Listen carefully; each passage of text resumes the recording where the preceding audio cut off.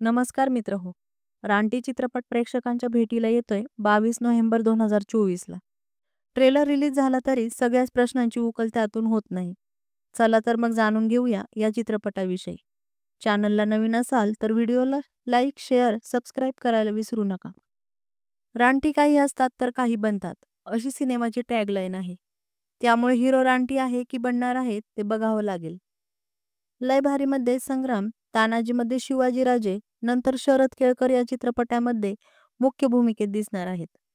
मुळशी पॅटर्नच्या निर्मात्यांनी आणखी एक ॲक्शन चित्रपट बनवला आहे. Producer Sumit Kakkad films, Puneet Balan studios हे या सिनेमाचे निर्माते आहेत.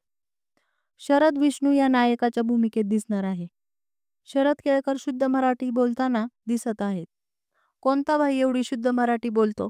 त्यामुळे विष्णू एक सामान्य सुशिक्षित तरुण हिरोईनला वाचवायला भाईंना नडतो असं दिसतंय. साऊथमधील शान्वी श्रीवास्तव यांनी मास्टरपीसमध्ये यश सोबत मुख्य भूमिकेत काम केलेलं आहे. पहिल्यांदाच मराठीत मुख्य भूमिकेत दिसणार आहेत. एकीकडे रोहित शेट्टींनी एकट्या अर्जुन कपूरला मारायला भली मोठी फौज सिंगममध्ये वापरली होती.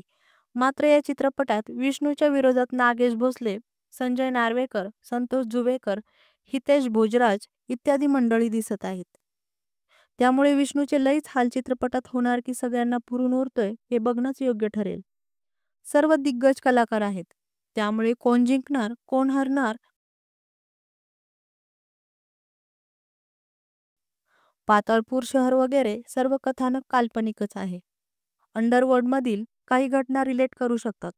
आता बऱ्याच लोकांना प्रश्न पडला आहे की 22 नोव्हेंबरला संभाजी, गुलाबी, द साबरमती एक्सप्रेस, रानटी रिलीज होत आहेत. सगळेच काय याच तारखेला रिलीज करत आहेत. असा कोणता मुहूर्त या दिवशी आहे का? तर काही नाही. इतर चित्रपटांबरोबर स्पर्धा झाल्यामुळे आपोआपच त्या चित्रपटाला इतकी प्रसिद्धी मिळते आणि नंतर चित्रपटाची तारीख सोयीनुसार पुढे मागे घेतली जाते.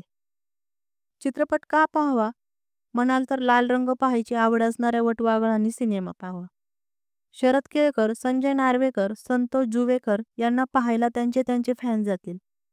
झणझणीत मिसळ आवडणाऱ्यांना हा सिनेमा आवडेल. स्वीट अँड सिम्पलवाल्यांना गुलाबी चित्रपट आवडेल.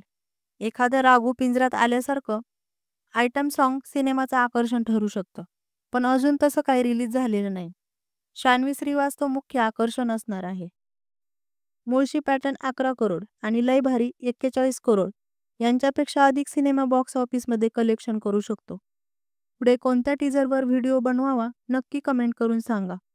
चला तर मग पुन्हा भेटूया अशाच एका सिनेमासोबत. तोपर्यंत गुड बाय.